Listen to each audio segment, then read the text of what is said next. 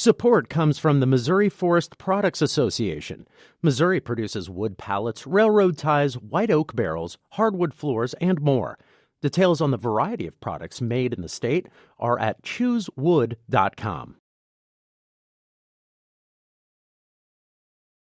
Welcome to St. Louis on the Air. I'm Sarah Fenske. Today is our legal roundtable, and it couldn't be better timing. The coronavirus pandemic has upended just about every part of life right now. And with that comes a host of legal questions. Does your employer have an obligation to protect you from catching COVID-19 in the workplace? Does the government have the right to make you stay home? Is there a difference to the answer to that question if you're in Missouri or Illinois? And does Facebook have the right to censor anyone who objects? There is so much to discuss, and our legal roundtable is here today to discuss it. That includes Bill Freivogel. He's a journalism professor at Southern Illinois University, Carbondale, as well as an attorney. Bill, welcome to the show. Hi. And we're also joined today by Mark Smith. He's an Associate Vice Chancellor and Dean for Career Services at Washington University, as well as an attorney. Mark, welcome. Thank you. Good to be back. And last but certainly not least is Catherine Hanaway. She's a partner at Husch Blackwell, as well as the former U.S. Attorney for the Eastern District here in St. Louis and the former Speaker of the Missouri House. And Catherine has recently been named the chair of Husch Blackwell. That firm has more than 700 attorneys in cities across the country. So, Catherine, congratulations on that, and welcome to the show. Thanks so much, Sarah. I'm really happy to be with you. Yeah, and it's so nice to see a woman running one of these big law firms, especially one here in St. Louis. I think that's just such exciting news. But on the other hand, the timing is probably pretty tough. Everybody's confronting so many issues right now. Is this kind of a mixed blessing? Well, it is a little bit of a mixed blessing, but I'm very fortunate that there is a full year for me to transition into that role. And Greg Smith, who is currently our chairman, will continue until April 1st of next year. I have a lot to learn from him. He's been a great leader for the firm, taking it really from a St. Louis mid-sized firm to now one of the AmLaw 100 firms and really national in its stance. So I'm lucky to be able to learn from him. Well, that's great. You've got that transition, and I think it's going to be great to see what you do with the firm. So congratulations again on that, and we're so glad to have you with us today. Thank you. Well, we do have so much news to cover today. I want to dive right in. And where better to start than Missouri suing China? We are the first state in the nation to file a lawsuit like this. Bill Freivogel, what is the state attorney general alleging in this lawsuit here? Well, Attorney General Schmidt is alleging that China was negligent and hid the coronavirus's origins from the rest of the world and from the United States, and that as a result of those actions or failures to act, that there were damages in the United States and in Missouri that resulted. With the virus spreading, all the costs that are involved, and of course also the economic damages. Of course, a big issue here is sovereign immunity, which I think we probably want to talk about. Yeah, which is generally you can't sue a sovereign. And by a sovereign, you mean you can't just go around suing a foreign country, right? You can't just go around suing a foreign country. That's right. And one way in which the Attorney General tries to get around that is by saying, well, a lot of these actions are by the Chinese Communist Party, and the Chinese Communist Party is not a sovereign. That may run into some. I think this whole lawsuit has got sort of an uphill climb. But that our U.S. Supreme Court has said that when you talk about the Foreign Sovereign Immunity Act, you got to be looking at the real party and interest. And so I think it's going to be hard to say that the Communist Party wouldn't fit into that. But that's an argument that he makes. And also there's something called a commercial activity exception to the Foreign Sovereign Immunity Act. But that applies in general to when a sovereign, say China, had commercial activity in, say, Missouri. But the actions that are cited by the Attorney General are actions that occurred in China. So it would seem hard to use that exception. Catherine, do you share Bill Freivogel's skepticism about this lawsuit? Well, I do think it's an uphill climb. I think that's a fair characterization. What I like about it is that we have an attorney general who is thinking outside the box about ways to protect Missourians.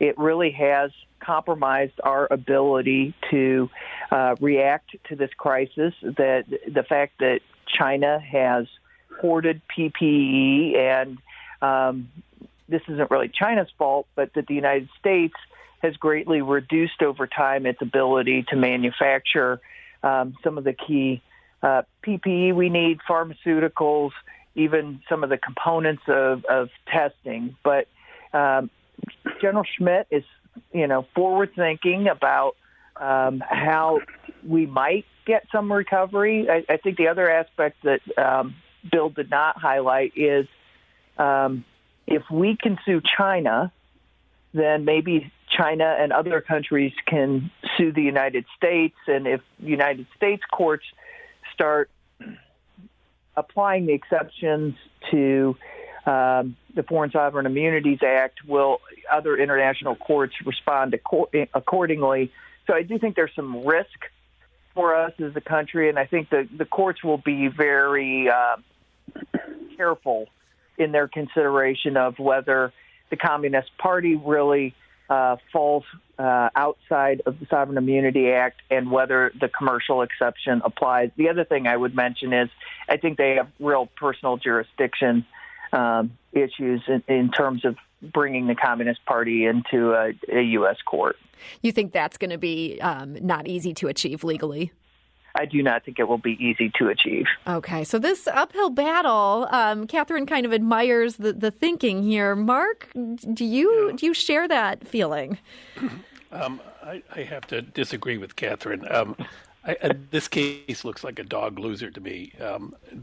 You've got the jurisdictional issues. If you can get past those, which I think would be very difficult, then you have to be able to win on the merits, which I think would be really tough. And then third, if you win on the merits, you have to be able to collect, which I think would be very difficult. As Bill identified, you have this sovereign immunity. They included the Chinese Communist Party as a party, but they didn't allege they had done anything. They also included the Wuhan Institute of Virology and also some other Chinese government entities. But there's two exceptions to this immunity, and in both cases you have to be doing action in the United States. They weren't doing action. I also think there's potential harm to Missouri. I mean, we've been spending a lot of time, and this is not a legal issue, it's more of a political issue, but we've been spending a lot of time trying to do trade with China. I remember it was a few years ago when we were going to try and have the hub at the airport for all the Chinese goods. This is not going to make the Chinese government inclined to want to do business with Missouri, I think. And so I think there's the real risk. And this is what you tell your business clients too. We can sue them, but, one, can we win? And two, are there extra costs? So this seems to me like kind of a publicity stunt. Bill, do you share that concern? Yeah, I think those concerns are well stated. There are a couple of actions in the Senate or in the Congress to try to get around the sovereign immunity question. Josh Hawley has proposed a bill that would allow the U.S. To allow claims against China in this case. Also, there's Marsha Blackburn and Martha McSally have introduced something called the Stop China-Oriented Viral Infectious Diseases Act of 2020 that particularly aims at the theory that Wuhan Institute was the source of the outbreak. So those, the Senate can try to pass, the Congress can try to pass bills that allow this kind of circumvention of the foreign sovereign immunity, but that's probably also a little bit of a steep climb. I want to go to the phone lines. We've got Lori calling from University City. And before we take that call, I want to encourage you, if you have a question or comment for our panel specifically about legal matters, related to the coronavirus, you can give us a call at 314-382-8255. That's 382-TALK. Or you can send us a tweet at STL on air. You can also email us at talk@stlpublicradio.org. Lori, hi, you're on St. Louis on the Air. Hi. I want to say that I kind of feel like the panelists are missing the point here. We're in a position in the state where we're going to have to be cutting essential services. We are having such budget problems. And someone has decided that it's a good idea to flush money down the toilet for this, to carry out this ridiculous showboat lawsuit that has no chance of anything with my tax dollars. This is obscene. I want to know how much this is costing us in terms of the time that Missouri employees are having to spend on this enterprise. Lori, that's a great question. I can hear in your voice you're insulted by the fact that this is something they're choosing to work on here. Catherine, you were in state politics for a while. Do you think that there's a lot of government resources going in to try to pursue this thing at this point? Well, so it's very early stage. All that's happened is a lawsuit has been filed, and so it's not a significant amount of state resources dedicated to it, nor is it the first time that an attorney general has filed a lawsuit in large measure to make a statement or to drive a political point. And the other thing is, look, to the point that we are cutting essential services, if the reason that we are having to cut essential services is attributable in any way to the actions of the Communist Party in China, and there is some chance that we could recover, even if it's a long shot, it's certainly worth a few hours of a full-time assistant attorney general we're already employed by the state. It's no additional cost. And it is a usual function of states' attorneys general around the country to advocate for positions that sometimes do not result in judgments. But they still, I can think of literally hundreds of times that Attorney General Nixon or Attorney General Koster filed lawsuits. There were big press conferences, and the lawsuits were either later dismissed or did not result in a judgment on behalf of the state of Missouri. But it still put people on notice that the Attorney General was going to advocate for the interests of the state of Missouri. Well, I am really shocked. I'm shocked at Catherine's Catherine saying that an attorney general would file a lawsuit that had to make a political point. Of course, I'm kidding. These happen all the time, as she said, dozens of times in the history of the state of Missouri and around the country. And so that's not surprising. I mean, I think it's to depart from legal criticism and just to a political criticism. I think that the Republican strategy of trying to blame China at a time when what we really need to be doing is having an effective U.S. response is, I think, in the long run, is really probably not going to be successful. I mean, maybe it will be, but I think it's just sort of like trying to say, "Oh, look over there." Yeah, I can see that point. I can see our caller's point. I don't know. I guess there's a lot of different perspectives on this one. It's going to be interesting to see how it sorts out. We're talking to our legal roundtable today, and that was just Bill Freivogel of Southern Illinois University Carbondale. We're also joined by Catherine Hanaway, who's a partner at Hush Blackwell, and Mark Smith of Washington University. We do need to take a quick break, but we'll be back very shortly. And when we come back, we're going to talk about a lawsuit against the Smithfield meat processing plant in Milan, Missouri. This is St. Louis on the Air on St. Louis Public Radio. That's 90.7 KWMU. Support comes from the Missouri Forest Products Association. Missouri produces wood pallets, railroad ties, white oak barrels, hardwood floors, and more. Details on the variety of products made in the state are at choosewood.com. And now back to our legal roundtable. That's Mark Smith of Washington University, Catherine Hanaway of Husch Blackwell, and Bill Freivogel of Southern Illinois University, Carbondale.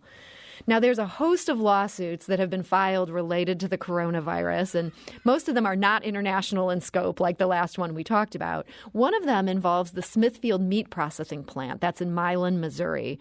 The lawsuit was filed by the Rural Community Workers Alliance, and it accuses Smithfield of failing to protect its workforce from the coronavirus pandemic. They allege that workers had to stand shoulder to shoulder, weren't given protective equipment, and didn't have time to take breaks to wash their hands. They asked the court to grant an emergency injunction that would require Smithfield to take a variety of measures to protect those employees, and that is apparently set for Thursday. Mark Smith, do you think they have a good likelihood of succeeding here? Yeah, it depends on kind of the facts that they're alleging. You mentioned some. I think another one that they alleged was that the employer was offering a $500 bonus for not missing work, and said that was encouraging people to come to work even when they were sick. You think that could be a legal problem for them, that bonus? Yeah, and the CDC guidelines just came out, I think, as a result of the closing down the Sioux Falls plant. So I haven't looked at the new CDC guidelines. I suspect I've looked at other ones they've done, and they're usually pretty vague.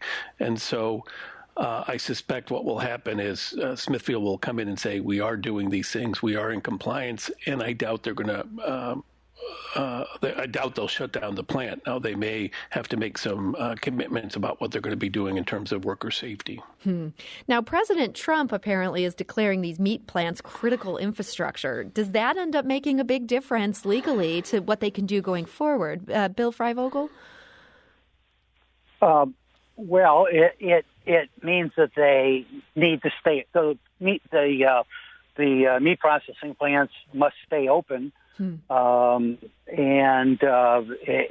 Unfortunately, the federal government is continuing to just say that OSHA's regulations for assuring safety in these meat packing plants are only going to be recommendations. The judge handling the case at the Smithfield plant in Missouri has said that until tomorrow's hearing, that Smithfield has got to abide by those OSHA recommendations. But I find it somewhat perplexing that those are just recommendations rather than requirements, given the fact that meatpacking plants have turned out to be a place where COVID has spread. Mm-hmm. There's been at least 20 workers at plants like these around the country who've died. And yet at the same time, President Trump seems to be urging so strongly that these are places that need to stay open. Catherine Hanaway, are they somewhat between a rock and a hard place here? Well, they are between a rock and a hard place, and I think this is just the very first, even though there have been a number of lawsuits filed, we are just seeing the very first trickle of what is certain to be a tidal wave of lawsuits coming out of people returning to work and COVID-related claims. I mean, if you look at the guidance that's being promulgated for returning to work, there are all kinds of things that employers have never done before that they may start doing, and it's sort of a double-edged sword. If they don't do it, do we see claims like we've seen in the Smithfield plant because they're not providing enough protective equipment, enough social distancing, or if they take on those responsibilities, for example, like Schnucks has plexiglass and masks, and is encouraging their shoppers to use masks, and they're disinfecting. Is Schnucks taking on liability because they are providing that additional protective equipment? And as we go further down the line and we have many more people returning to work, some employers may be choosing to take temperatures. Contact tracing is about to become a new term we're all too familiar with. And how are we going to do contact tracing? Is it only going to be through departments of public health? Is it going to be the apps that Google and Apple have offered? Will it be something more like South Korea is doing? And who's going to do it? Who's going to have responsibility for it? Unfortunately, I think another way that COVID-19 is going to really hurt our economy is the bonanza it will be for the trial bar. Catherine, you mentioned the plexiglass that Schnucks put up in an attempt to protect people checking us out from all the rest of us breathing germs all over them. You seem to suggest they might have liability just by the very fact of trying to take this measure. For those of us who aren't lawyers, how could doing something nice like that for your workers potentially get you in trouble?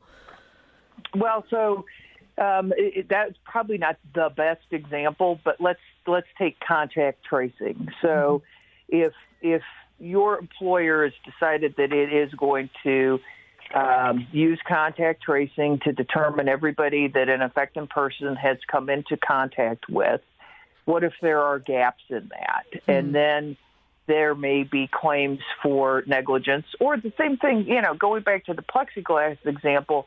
What if the plexiglass doesn't really protect workers and gives them some false sense of safety? So I never underestimate the trial bar's ingenuity in finding a source for their suits. Mark, do you think we're going to see trial lawyers circling? And I guess the corollary to that, is that a bad thing? Yeah, well, I do think we're going to see lawsuits. And actually, in this Smithfield case, part of their allegation was that Smithfield put in plexiglass to try and separate some of the workers, but it didn't account for differences in height. So they said, well, you knew you had to do something, you did it, but you didn't do it in a way that really worked. So you failed to meet your obligation here. So I think Catherine's exactly right that there'll be lawsuits. I mean, people who are hurt, you want to be able to let them recover, but at the same time, I tend to agree with her. I think we're just going to see a lot of different class actions and other lawsuits because, sometimes bad things just happen, and it's not really anyone's fault, but people go looking for someone to blame. Bill, do you share those concerns? Well, I guess I do, but I have read the detailed, the details of the conditions of the Smithfield workers, and it seems there the problem was that Smithfield really wasn't doing very much to address this issue. Where they were forcing workers to continue to wear dirty masks, very limited time that they could wash their hands. Their breaks were in crowded areas. So I guess that's what concerns me. One thing that surprises me a little bit is it's interesting that President Trump is using the Defense Production Act to order the meatpacking plants open when he was so hesitant to use it earlier in the crisis regarding some of the protective gear or the ventilators. You feel like, he could have acted faster in that case to try to force people to make things like ventilators. Instead, he's worried about our pork supply. Yeah, I guess I agree with you. Well, that's a point there. I guess part of what is a concern here, I can see how it would be such a drag on businesses to have to worry about, trial lawyers coming and trying to get a payday from this. But on the other hand, if workers are so injured by this and they're looking at, months of medical care and they end up on ventilators, and it just seems like our whole system is set up in a way where people almost have to depend on these kind of lawsuits sometimes to make them whole. It just feels like the entire system is broken, and this is maybe exemplifying this. As a non-lawyer, am I wrong in that? Well, I think the system is broken. Go ahead, Bill. I was just going to say, sometimes trial lawyers are a way in which people who are victimized can be made whole. There are also lots of stories about trial lawyers taking advantage of the system. So there's both sides of the coin. Sorry, Catherine. Catherine, yeah. I was just going to say, I do think the system is broken. I absolutely. People who have been injured through the fault or negligence of someone else should have the opportunity to recover. And our courts have played a very substantial role in increasing the safety of workers, the safety of consumer products over the years. But right now, the balance of incentives is so heavily weighted on the side of, hey, I'll just file a lawsuit and maybe I'll get a payday in the short term. We do have to rejigger that balance, and that's unrelated to the COVID-19 claims. It's our system in general that the potential paydays are just too big and incentivize too many lawsuits. And unfortunately, I do think that the proportion of fees that is taken by the trial lawyers means that often the person who's injured really isn't getting the recovery that they should have. So the jury might think they're making someone whole, but that's not ultimately where the bulk of the money is going. We got a comment from someone, John from Webster Groves. He's wondering if the panel knows if lawsuits could be brought by unions rather than individuals. Mark, this Rural Community Workers Alliance, isn't this some sort of union here that's brought this one? Yeah, I'm not sure if it's a union or if it's just some kind of workers alliance, but it would still be concerted action and it would be protected, I think. So, but I think, unions are typically going to bring actions under their contract, and there'll be clauses in the contract that relate to workplace safety, and so they would. That would most likely be in arbitration, not in the courts. They might do a grievance rather than a lawsuit. Exactly, and then it would be subject to arbitration. And but I suspect. I mean, these meat plants. I think, like Bill said, they're pretty rugged working conditions, and I'm sure they're trying to do it. The company is trying to do it as quickly and as efficiently as possible, which may sometimes sacrifice worker safety. Also, just as a side note, I think Smithfield, isn't it now owned by China? That company? I believe that is correct. And it's interesting. We did have an email from one of our listeners on point on this. She says the people that are now suing China, she says these are the same people that invited Smithfield and other factory farm corporations to Missouri with the misleadingly named Right to Farm bill. Mark, do you see sort of an irony there? I do. Yes. I couldn't agree more. Catherine, any thoughts on that? Well, I don't think we want to re-debate right to farm, but I do think that on the issue of whether a union could represent these employees, that sort of triggers a number of interesting questions. If it sounds like, since they do have this alliance representing them, that the workers there are not unionized, and if they were unionized, their claims might have been regulated by a collective bargaining agreement. And as Mark said, they may not have been able to go to court, that they would have gone to arbitration instead. And then the other issue, which is going to be debated at length, is whether any claims they have are actually workers' comp claims as opposed to negligence or malfeasance claims against the company itself. So there are a lot of legal issues that we're going to be debating for the foreseeable future around worker safety in the COVID-19 back-to-work environment. And that seems like the one thing all of us today can agree on, absolutely. And I do want to just make a note that Smithfield, yes, we can confirm that's a wholly owned subsidiary of WH Group, and that is a Chinese company. So that's an interesting wrinkle to the discussion. We've been talking to our legal roundtable here. That was Catherine Hanaway of Husch Blackwell, also joined by Mark Smith of Washington University and Bill Freivogel of Southern Illinois University, Carbondale. We need to take a quick break, and when we come back, we'll talk about an Illinois state representative who is challenging that state's stay-at-home orders. This is St. Louis on the Air on St. Louis Public Radio, 90.7 KWMU. Welcome back. Today we're talking to our legal roundtable about a host of matters, most of them related to the coronavirus. What a surprise. It's affected everything in life. Of course, it affects the legal system as well. We do have some breaking news, and it fits our conversation today in that it's legal in nature. We've learned within the last hour that a St. Louis County police officer has been charged with manslaughter. That's in the death of a 12-year-old girl who was struck by his police car during a chase. St. Louis City Circuit Attorney Kim Gardner announced the charges against Preston Marquardt today. The girl, Akilah Jackson, was crossing the street last October when the crash occurred. Charging documents say the officer did not have his lights or siren on at the time. Now let's go back to our legal roundtable. That's Bill Freivogel of Southern Illinois University Carbondale, Catherine Hanaway of Husch Blackwell, and Mark Smith of Washington University. I want to talk about stay-at-home orders from various government entities. Are those constitutional? Well, a federal judge recently suggested that the one in Illinois might not be, at least when it comes to one man. Illinois Representative Darren Bailey filed a lawsuit challenging the orders issued by Governor J.B. Pritzker. Pritzker had a stay-at-home order in place for a month. Bailey sued after the governor extended it all the way to May 30th. He alleges that Pritzker has exceeded his authority and is violating the civil rights of the state's residents. Now, Clay County Circuit Court Judge Michael McHaney ruled against Pritzker's order and granted a restraining order to State Rep Darren Bailey. Catherine Hanaway, what do you make of the judge's ruling in this case?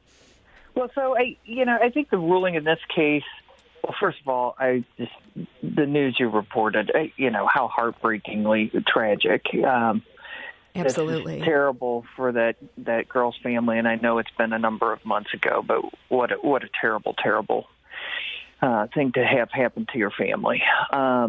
With respect to this case, I think it really did come down to statutory interpretation. In Illinois, the governor can declare a state of emergency under the Emergency Management Act for 30 days. But then the authority really goes to the Public Health Act. At least according to this judge, you can't renew. The governor does not have the ability to perpetually renew those 30-day states of emergencies. So I think this court ruled on fairly narrow grounds.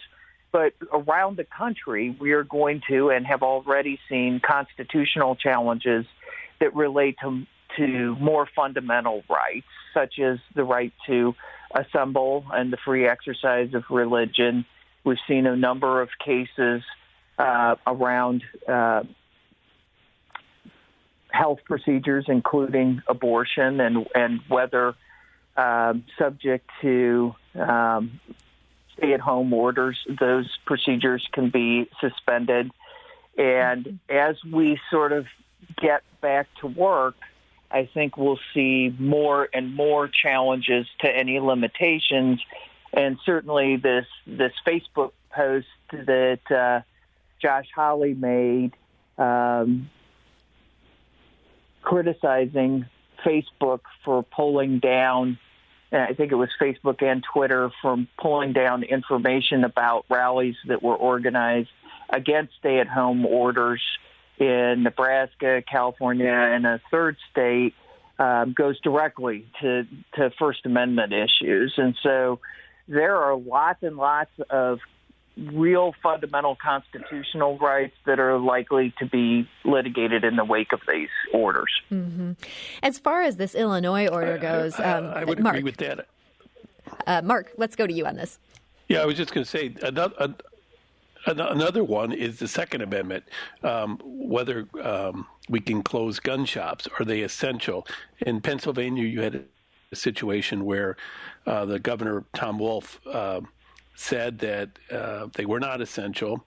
There was a challenge that went to the Pennsylvania Supreme Court, and they dismissed the challenge. But then Wolf kind of changed his rule, and so you get this question: can you close a gun store? And so some of it goes to, well, why are they closing it? Are they closing it because they're worried people, it's too tight in there that people will get coronavirus from each other? Or are they closing it because they know everyone's at home and they don't want more guns in the home? I think for the first, they could probably do it. probably not for the second. We haven't had a big gun case from the Supreme Court in a while. We had the Heller case and then the McDonald case, but they both said you can have some reasonable limitations. I could see one of these cases kind of going to the Supreme Court. For the Supreme Court to decide what are people actually able to order closed. Well, yeah, and like Catherine was saying, this intersection between public health and these basic fundamental constitutional rights like speech and the Second Amendment and the religious services. Can we really limit those to only 10 people? Or I would think that might be kind of tough to defend. I think you could maybe say, well, you could only have a service where people have to stay 6 feet apart, but you're going to have to be, I think, maximally accommodating to the religion or the other constitutional right. Bill Freivogel, thoughts on this? Yes. Well, first of all, I think the Illinois case, I don't really expect that to be upheld on appeal. I think that the 30-day limit that Catherine was referring to, which is correct, it's in the Illinois Emergency Management Agency Act. I think that applies in situations where there's like quarantines.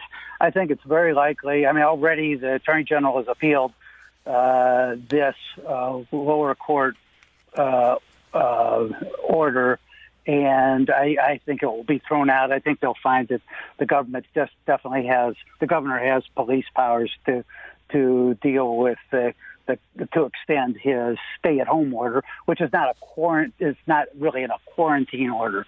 On the broader issues that Catherine and Mark are talking about, on the Facebook issue where Josh Hawley says, well, our First Amendment rights are being violated by Facebook taking down notices of protests against stay-at-home orders.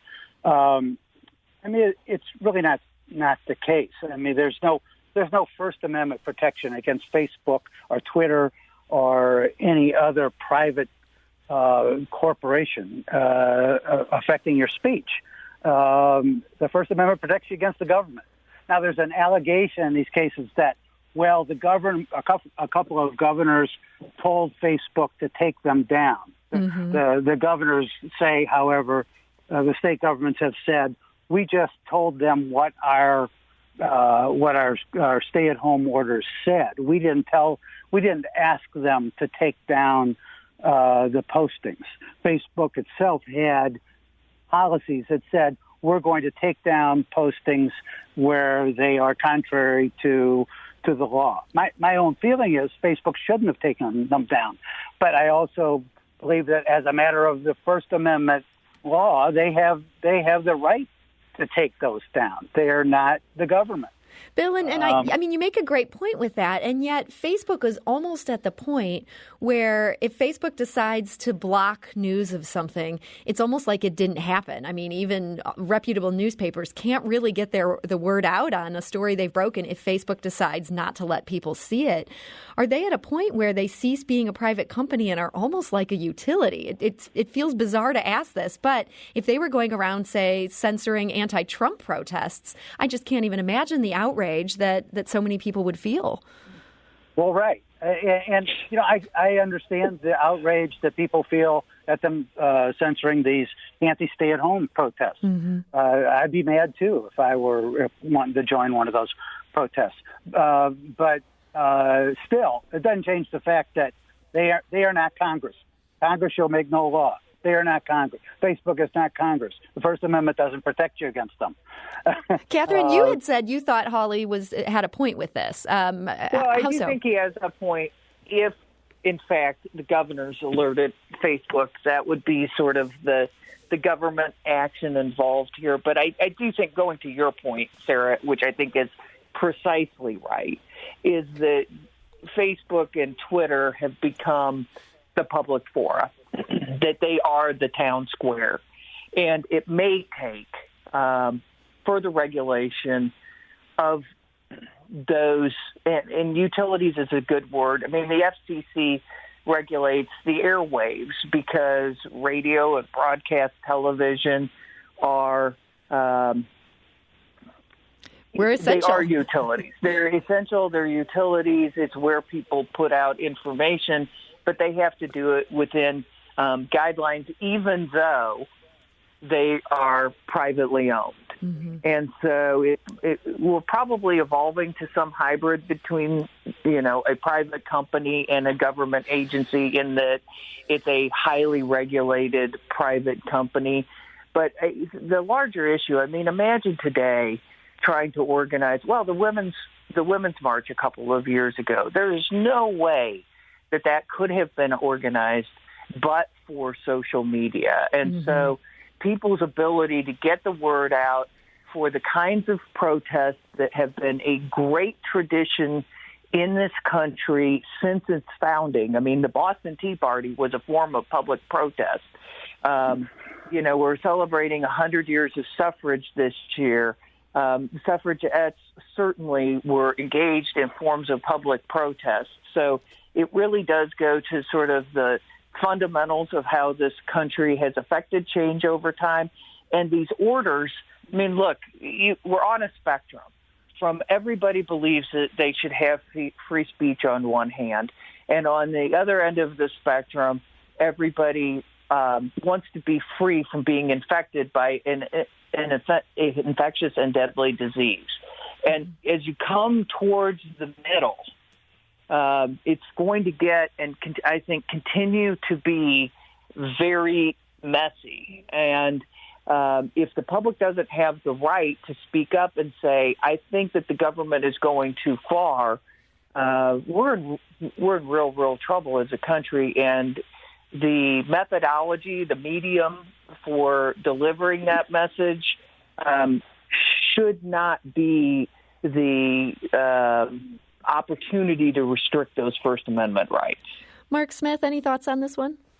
Well, I just think, Facebook is not the government. And while it may feel like a utility, it's not a monopoly. When you talk to the college kids, they're barely on Facebook. They're using... Yeah, that's where the old people are. They're all on TikTok. That's exactly right. And it's interesting. Like 15 years ago, it was just the college kids on Facebook, and now the college kids will tell you Facebook is for grandparents. It's not for young people. And so, Mark, there are other venues out there. CNN is not a monopoly, but it still has regulation from the FCC.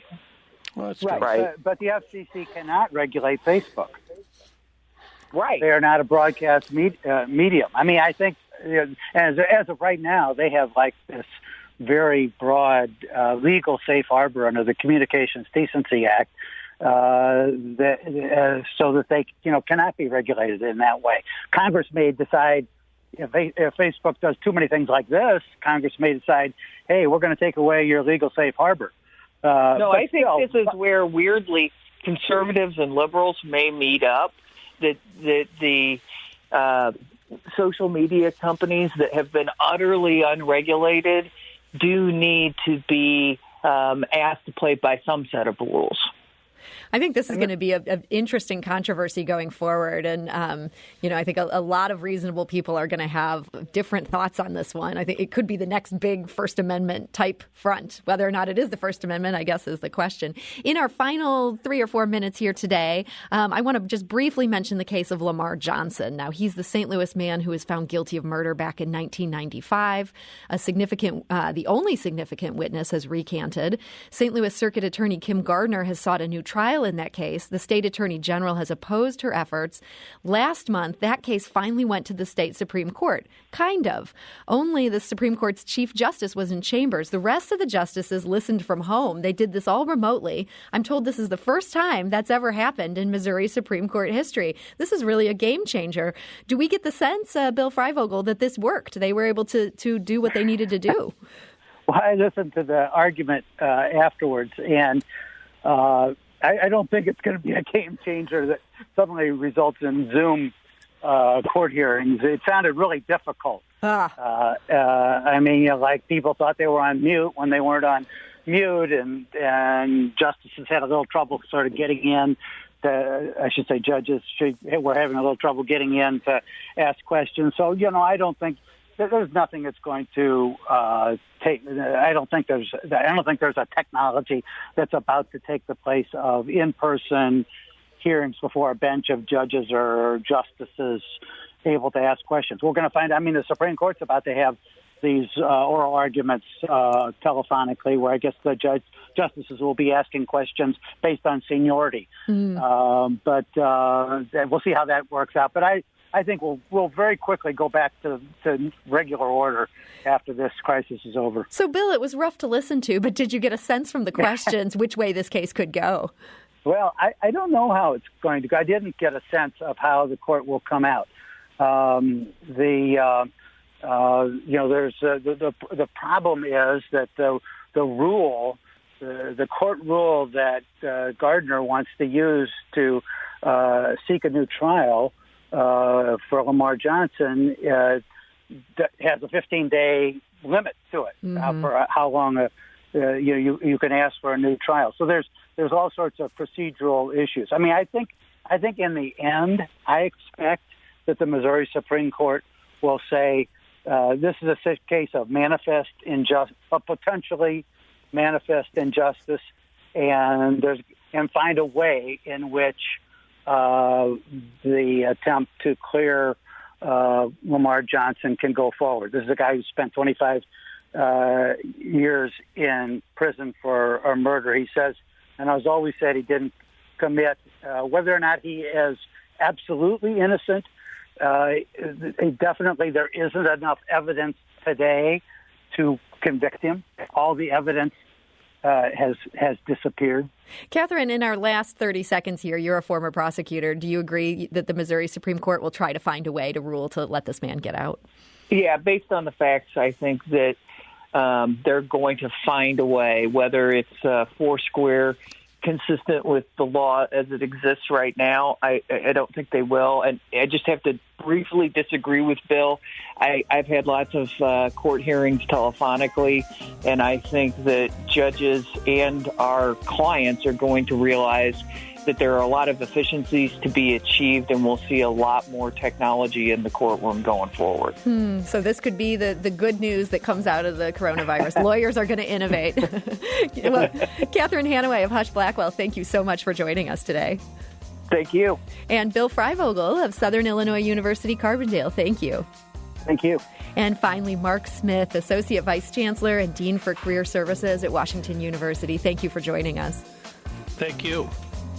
This is St. Louis on the Air on St. Louis Public Radio, 90.7 KWMU.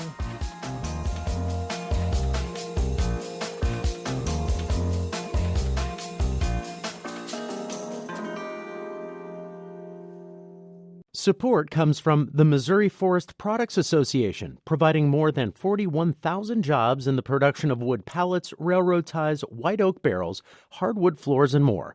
Details at choosewood.com.